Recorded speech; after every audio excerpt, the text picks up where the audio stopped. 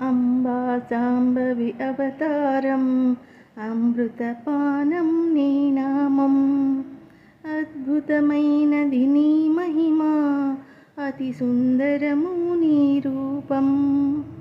అమ్మలగన్న అమ్మవుగా, ముగురమ్మలకు మూలముగా, జ్ఞాన ప్రసూన రావమ్మ, జ్ఞానమునందరికివ్వమ్మా. నిష్టతో నిన్నే కొలిచెదము, నీ పూజలనే చేసెదము.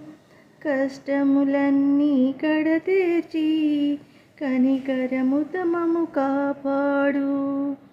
రాక్షస బాధలు పడలేక దేవతలంతా ప్రార్థింప, అభయహస్తము చూపితివి అవతారములు